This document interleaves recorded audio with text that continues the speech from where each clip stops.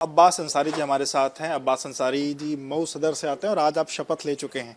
शपथ लेने के बाद जिम्मेदारी बढ़ गई है, क्या कहना चाहेंगे मऊ की जनता के लिए? सबसे पहले तो अपनी मऊ की आवाम का शुक्रिया अदा करूंगा, धन्यवाद करूंगा कि उन लोगों ने मुझ पर भरोसा किया और अपनी दुआओं से, अपने आशीर्वाद से सींचकर अपनी आवाज़ बनाकर प्रदेश की सबसे बड़ी पंचायत में भेजने का काम किया है। और मैं गठबंधन के अपने दोनों राष्ट्रीय अध्यक्ष अखिलेश यादव जी और राष्ट्रीय अध्यक्ष ओम प्रकाश राजभर जी, जिन्होंने मुझ पर भरोसा करके पार्टी का सिंबल और टिकट दे करके मुझे चुनाव लड़ाया, मैं उनका धन्यवाद दूंगा। रही बात क्षेत्र की, तो अब हम लोग एक निर्वाचित सदस्य हो गए हैं, तो हम लोगों का काम है क्षेत्र में विकास के कार्यों को आगे बढ़ाना। तो सबसे पहली चीज़, क्योंकि मऊ हमारा बुनकरों का क्षेत्र है, तो हम चाहते हैं और आगे आने वाले समय में जब सदन चलेगा तो इस पर बात किया जाएगा। हमारे पार्टी के राष्ट्रीय अध्यक्षों से भी बात हुई है कि बुनकरों को भी किसानों के तर्ज पर मुफ्त बिजली मुहैया होनी चाहिए, और अगर किसी केस नहीं हो सकती, पहली बात तो ये है कि होनी चाहिए, और अगर नहीं होती है तो कम से कम एक फिक्स रेट उनकी बिजली का तय हो जाना चाहिए, चाहे 50 रुपया चाहे 100 रुपया, ताकि वो भी खा कमा कर जी सकें और अपने काम को छोड़ करके किसी दूसरे काम को की तरफ भटक ना सकें। दूसरा काम स्वास्थ्य, आप देख चुके हैं कोरोना काल में क्या हाल था पूरे प्रदेश का, और पूर्वांचल तो काफ़ी पिछड़ा हुआ एरिया आता है, तो वहाँ स्वास्थ्य की सेवाएं बीएचयू छोड़ दीजिए तो कुछ है ही नहीं।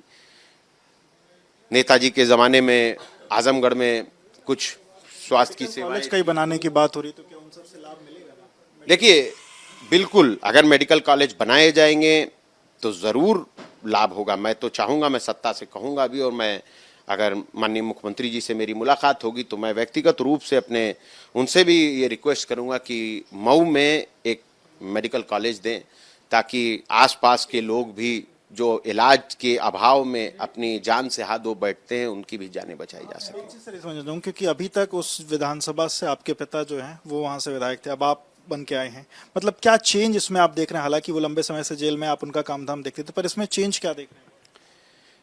देखिए, जिस चेंज की आप बात कर रहे हैं वो चेंज कुछ नहीं है, ये सिर्फ एक सोचने का नज़रिया है। सोच हम सब की वही है, हम जनता के सेवा करने के लिए आए हैं और जनता की सेवा करेंगे, उनके मान सम्मान इज्जत आबरू की हिफाजत करेंगे। एक आपका बयान विधानसभा चुनाव के पहले, जस्ट वोटिंग के पहले, एक आपका बयान बहुत वायरल था और उस पर काफी चर्चा हुई। कई लोगों ने कहा कि अब्बास को ये बयान नहीं देना चाहिए था, कुछ आपकी जो पार्टी उसका कुछ नुकसान हो गया। आप क्या उस बयान पर अभी भी आपको लगता है कि वो बयान सही था? इतनी एक बात कहूंगा कि आप एक मीडिया चैनल के माध्यम से आते हैं, तो अपने मीडिया चैनल के माध्यम से जब आप आते होंगे तो आप दिन भर का जो भी काम करते होंगे तो रात में आपकी रिपोर्टिंग होती होगी, और दिन भर की जो रिपोर्टिंग होती है उसको आप क्या कहते हैं रोजमर्रा की भाषा में, आप बताइए ना। मैंने सिर्फ उसी शब्द का प्रयोग किया था, कोई गैर संवैधानिक बात नहीं कही, कोई अपशब्द नहीं कहा। इसलिए मैं आपसे कहता हूं कि देखिए, कुछ चीजें ऐसी हैं, मैं हूं, मेरी भी तो जनता हिसाब किताब करेगी। मैं जब यहां से सदन से वापस क्षेत्र में जाऊंगा तो जनता पूछेगी ना कि मैंने तुमको जिताकर भेजा है तो तुमने मेरी कितनी आवाज उठाई। इसी तरीके से हर इंसान जो कहीं ना कहीं से बंधा हुआ होता है, वो उसके सामने प्रश्न पूछता है और जवाब देना पड़ता है। अब आपकी पार्टी जिससे आप थे वो सत्ता में नहीं आ पाई है, तो उस बात का कोई दर्द, और जो आपने बात कही थी मैं एक बात आपसे कहता हूं कि सत्ता एक अलग चीज है, वो चुनाव से पहले का मामला था। जब चुनाव खत्म हो गया, बहुत सारे नेताओं ने बहुत बड़ी बड़ी बातें बोली, छाती पे बुलडोजर चलाने की बातें बोली, आप उनसे तो जाकर नहीं पूछिएगा।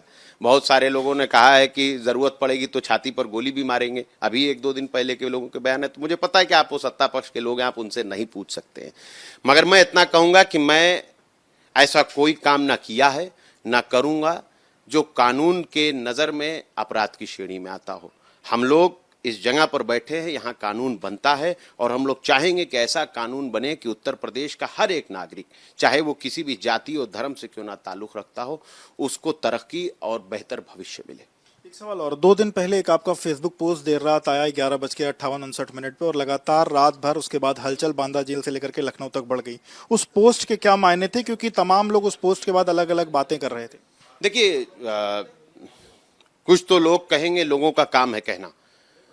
मुझे एक आशंका लगी, उस आशंका को मैंने अपने सोशल मीडिया पे व्यक्त किया। उस सोशल मीडिया को आप जैसे मोहब्बत करने वाले मीडिया के भाइयों ने उठाया और तत्परता से उसके ऊपर एक्टिव हुए।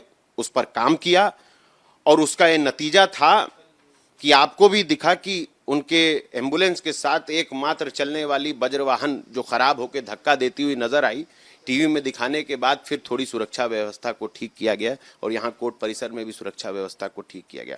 मैं सिर्फ इतना कहना चाहता हूं कि मेरे पिता जिन केसों में मुलजिम हैं वो तो एक अलग चीज है, मगर वो जिस केस में वादी मुकदमा है उस वादी मुकदमा के हैसियत से वो एक गवाह हैं और वो गवाह हैं इस देश के सबसे बड़े don, international don Dawood Ibrahim के दोस्त ब्रजेश सिंह के खिलाफ, जिन्होंने उनके ऊपर जानलेवा हमला किया था, जिसमें उनका एक सरकारी गनर मारा गया था, हमारे एक कार्यकर्ता की हत्या हुई थी, उसमें वो गवाह हैं और गवाही चालू हो चुकी है।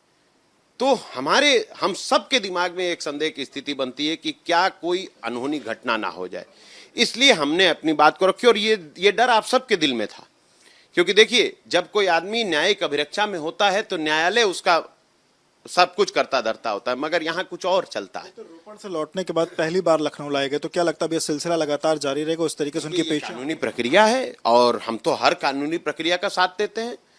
जब भी न्यायपालिका ने हमें आवाज दी हम पहुंचे, हमें तो उसके कोई मामला ही नहीं, हम उसके कभी खिलाफ गए ही नहीं। वीडियो कॉन्फ्रेंसिंग से बुलाते हैं, हम वीडियो कॉन्फ्रेंसिंग से जाते हैं, हम ट्रायल से कहां भाग रहे हैं, हम तो फेयर ट्रायल की मांग कर रहे हैं।